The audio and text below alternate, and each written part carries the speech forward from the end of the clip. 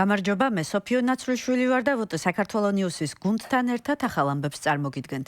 რუსი მაღალჩინოსანი ცხინვალში ვიზიტისას ქართველებს ნაცისტებს უწოდებს. ამ ფონზე რუსეთში არსებული ეთნიკური ქართველების ორგანიზაცია ურთიერთობის ლოცვებით გასაძლიერებლად საგანგებო პროექტს იწყებს.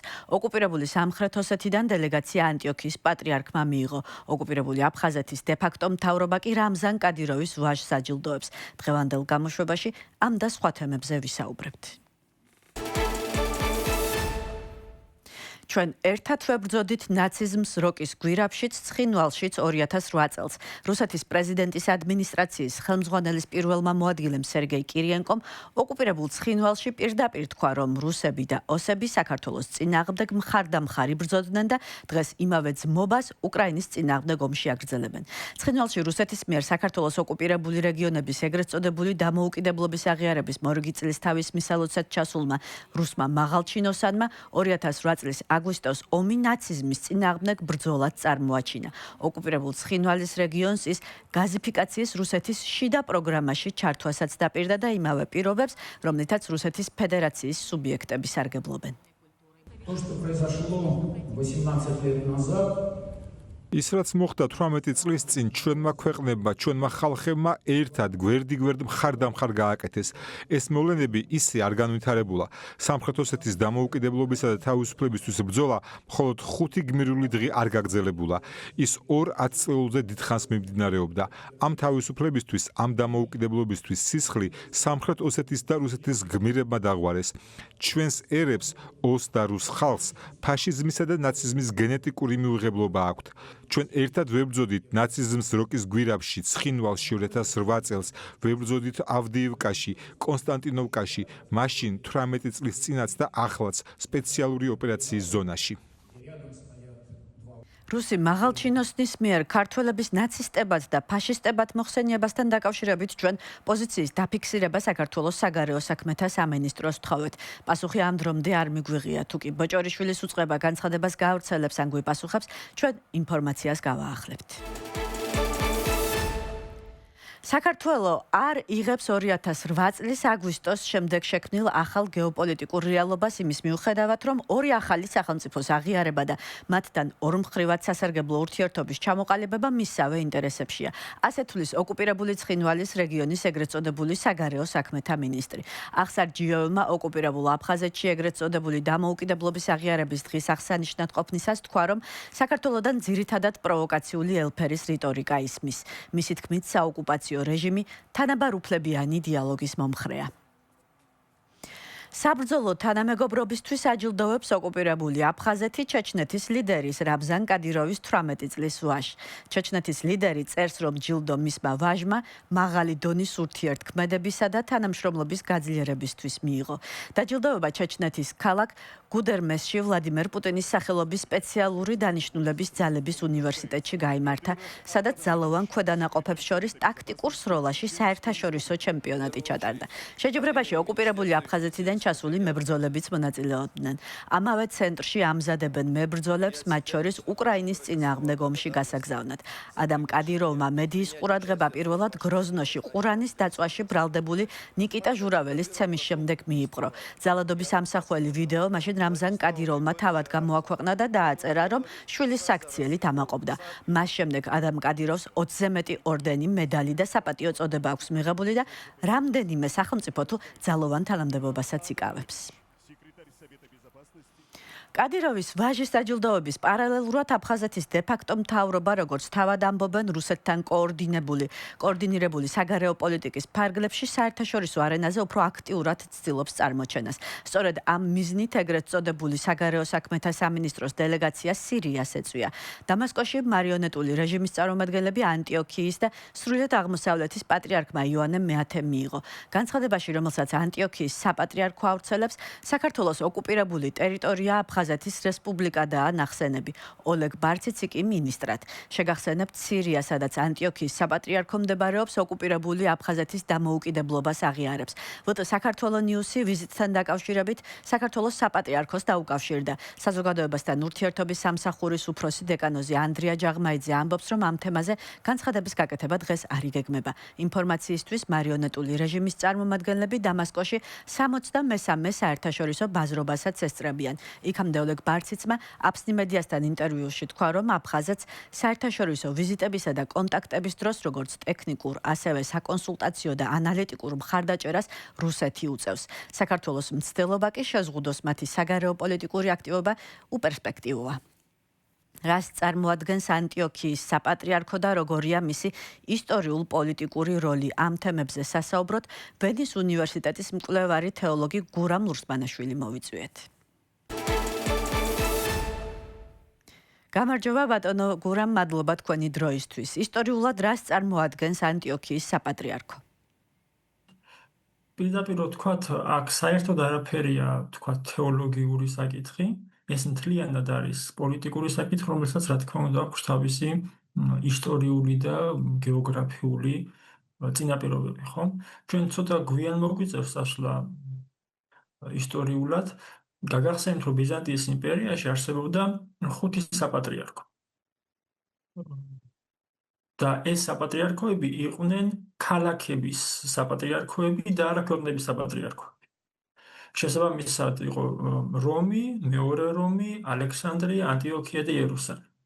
ბიზანტიის იმპერიის დაშლის შემდეგ ეს სისტემა გადმოვიდა ოსმალეთის იმპერიაშიც და მეტნაკლებად მარტივად ხდებოდა ამ სისტემის კონტროლი, რადგან იმპერიაში არ არსებობდა სახელმწიფო, იყო ერთი დიდი პოლიტიკური სივრცე და ქალაქებს ჰყავდათ თავისი მმართველები.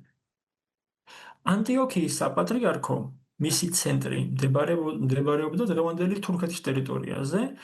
ქალაქი ასეთი ანთაქია, აი რუკაზე რომ წარმოვიდგინოთ, ქვემოთა ნაწილი, აი გაზიანტეპი, ადანა, აი სირიის მოსაზღვრე ტერიტორია, აქ მდებარეობდა მისი ცენტრიც. მეორე მსოფლიო ომამდე ეს ტერიტორია, რომელიც იქამდე იყო ისქენდურის ვილაიეთი, გადავიდა თურქეთის შემადგენლობაში, ond აღნიშნავ, ეს იყო თურქეთის ეთნიკური სახელმწიფო და არა ოსმალეთის იმპერია. და იქიდან გამომდინარე, რომ ამ სახელმწიფოში უკვე არსებობდა ერთი საპატრიარქო, მსოფლიო საპატრიარქო, ბუნებრივად ვერ მოხერხდებოდა მეორე საპატრიარქოს მის გვერდით თანაარსებობა და ამიტომ ანტიოქიის საპატრიარქოს ცენტრი გადავიდა სირიაში. როგორ შეგვიძლია ვთქვათ, როდის და რა ფორმით შემოდის რუსული გავლენები აქ? რაც შეეხება ანტიოქიის საპატრიარქოს საკითხს, ჯერ კიდევ საბჭოთა კავშირამდე, მეფის რუსეთის პერიოდში ეს იყო, ასე ვთქვათ, პრიორიტეტი იმ ეპოქის რუსული მმართველობისა. უფრო მეტიც, გაგახსენებთ, რომ 1835 წელს ცარმა ნიკოლოზ I-მა სტამბოლში ელჩი გააგზავნა ალექსანდრე მენშიკოვი და მოთხოვნა იყო მასეთი, რომ რუსეთის იმპერატორი მიჩნეულიყო აი ამ ოსმალეთის ტერიტორიაზე მცხოვრები ქრისტიანების მფარველად. და ასევე მას ჰქონდა გავლენა იმ წმინდა მიწებზე, რაც იქ არსებობდა, ხო? ანუ ეს ინტერესი არსებობდა. თუმცა მათ სურდა, რა თქმა უნდა, მაქსიმალურად შეემცირებინა გავლენა მსოფლიო საპატრიარქოსი და ანტიოქიის ეკლესიაში ისინი მხარს უჭერდნენ არაბების ძალოფლებაში მოსვლას. შეიძლება თუ არა ითქვას, რომ რუსეთმა მოახერხა მისი მთლიანად პოლიტიკური გავლენის ქვეშ მოქცევა? 1963 წლიდან, ანუ მას შემდეგ, რაც ნაზიმ ალ-ქუთსის მმართველობა დამთავრდება სირიაში, რომელიც ანტიკომუნისტი იყო, აი რო გავიხსენოთ, ვინც მოვიდა ხელისუფლებაში, ხომ იქნებოდა ეს ამინ ჰაფეზი, ნურედინ ათასი, ჰაფეზ ასადი, ანუ ბაშარის მამა და შემდგომში ბაშარ ასადი, ყველა ეს მმართველი ატარებდა პროსაბჭოთა ან პრორუსულ პოლიტიკურ კურსს, ხო? და ამ კურსში, რა თქმა უნდა, არსებობდა ანტიოქიის საპატრიარქოც. რატომ მოვიხმე ახლა ეს ისტორიული წარსული, იმიტომ რომ როდესაც ჩვენ საუბრობთ საქართველოსთან კავშირში თუნდაც ამ სოფლიო საპატრიარქოსთან კავშირში ანტიოქიის საპატრიარქოს ნებისმიერ ნაბიჯს უნდა გავიგოთ თუ რა დონის ინტერესები და რა დონის გავლენები აქვს ამ საპატრიარქოში რუსულ მხარეს. 2017 წელს მოსკოვში ჩავიდა იოანე მეათე, დიდი მადლობა გადაუხადა საჯაროდ პუტინს და ასევე რუსულ შეიარაღებულ ძალებს, რომლებიც ჩაერიან სირიაში სამოქალაქო ომში და სხვათა შორის იოანე მეათე სირიის ომს აღწერდა როგორც უცხოეთიდან გარსმოხვეული ტრაგედია. ამ ფონზე როგორ უნდა იქცეოდეს საქართველოს საპატრიარქო? ამ საკითხის გასაღები გახლავთ სირიის სახელმწიფოს მიერ აფხაზეთის და თავისთავად ცხინვალის რეგიონის აღიარება, ხო? პირველი ნაბიჯი და არა მარტო ნაბიჯი, მთელი ციკლი უნდა იყოს მოქმედებისა, როგორც საქართველოს საპატრიარქოსი, ასევე საქართველოს ხელისუფლების უნდა იყოს მუშაობა სირიის ამჟამინდელ მთავრობასთან, რომ მან უკან გაიწვიოს ამ საქართველოს ისტორიული მიწების აღიარება. რა წამსაც ეს მოხდება, ანუ რა წამსაც სირიის ხელისუფლება აღიარებს, უკან წაიღებს თავის აღიარებას, ეკლესიურ ვითარებად შეიცვლება. აი თქვენ რომ ნახოთ, სადაც მოხდა ეს შეხვედრა ოფიციალური დამასკოში, უკანა მხარეს ახლა ხატი კიდია, ფონათაც გაჟდებს ამ ფოტოებს. ასადის ხელისუფლების დროს, როცა ხდებოდა ეს შეხვედრები, უკანა ფონზე იყო ასადის ფოტო და არა ხატი. ანუ ყველაფერს თავი და თავი აქ არის პოლიტიკური და ეკლესიაც და სახელმწიფოც უნდა ცდილობდეს, რა თქმა უნდა, რომ უკან წაიღოს სირიამ ეს აღიარება. დიდი მადლობა. ჩვენს კითხვებს გურამ ლურსმანაშვილი პასუხობდა. ინტერვიუს სრული ვერსია იხილეთ ჩვენს Facebook გვერდზე. აქვე გთხოვთ გამოიწეროთ ჩვენი სოციალური მედიის არხები, როგორც Facebook-ზე, ასევე YouTube-ზე VT საქართველოს News. რუსეთ-საქართველოს ურთიერთობების ლოცვით გაძლიერების ინიციატივით გამოდის რუსეთში საქართველოს ფედერალური ეროვნული კულტურული ავტონომია. ორგანიზაციამ დაიწყო პროექტი სახელწოდებით ერთად ვილოცოთ. როგორც ორგანიზაციის პრეზიდენტი დავით ცეცხლაძე ამბობს, უკვე შეიქმნა ხატები სახელწოდებით რუსეთის და საქართველოს ხალხთა მეგობრობა. მათი პირველი პარტია საქართველოში მზადაა და რუსულ ეკლესიებს მალე გადაეცემა. VT საქართველოს News ესი დაუკავშირდა საქართველოს საპატრიარქოს საზოგადოებასთან ურთიერთობის სამსახურს, სადაც გვიპასუხეს, რომ ინიციატივასთან დაკავშირებით ინფორმაცია მათ არ აქვთ. ორ ქვეყანას შორის ურთიერთობის გაძლიერების გარდა რელიგიას რუსული სახელმწიფო ორ ქვეყანას შორის ომშიც იყენებს. ეკლესია, რომელიც კრემლისთვის პროპაგანდის იარაღად იქცა, წმინდანებით მანიპულაციის მასშტაბი, რასაც უკრაინაზე ფართომასშტაბიანი თავდასხმის შემდეგ რუსეთის მმართველი ელიტა და ეკლესია ეწევა უპრეცედენტოა. ნახეთ ევგენი ვისკოვის რეპორტაჟი პუტინის ხილვებზე ბირთვული ომის მფარველ წმინდანზე და აგრესიული ომის ინსტრუმენტად ქცეულ ეკლესიაზე. კრემლის მუზეუმების დირექტორის მოადგილე ვლადიმერ პუტინის თანდასწრებით ამოწმებს დიდებული თავადის დმიტრი დონსკოის წმინდა ნაწილების კეთილსურნელებას. მოსკოვის მთავარანგელოზის ტაძარში სასწაულებრივ აღმოჩენაზე საუბარი სარესტავრაციო სამუშაოების დროს დაიწყო. თუმცა დიდი თავადი, რომ აქ იყო დაკრძალული, რუსეთში საუკუნეების მანძილზე იცოდნენ. დმიტრი დონსკოის ფრაგმენტები პატრიარქმა კირილმა უკვე ფრონტზეც გაგზავნა. ამ ყველაფერს მე წმინდანების მობილიზაციას უწოდებ, რაც ჯერ კიდევ უკრაინაში სრულმასშტაბიან ომამდე დაიწყო, მაგრამ ახლა პროპაგანდა იყენებს არა მხოლოდ სამხედრო საქმესთან დაკავშირებულ წმინდანებს, როგორებიცაა ალექსანდრ ნეველი ან დმიტრი დონსკოი, არამედ იმ წმინდანებსაც, რომლებსაც ომთან არანაირი კავშირი არ აქვთ, მაგალითად ღირსი სერაფიმე სოროველი.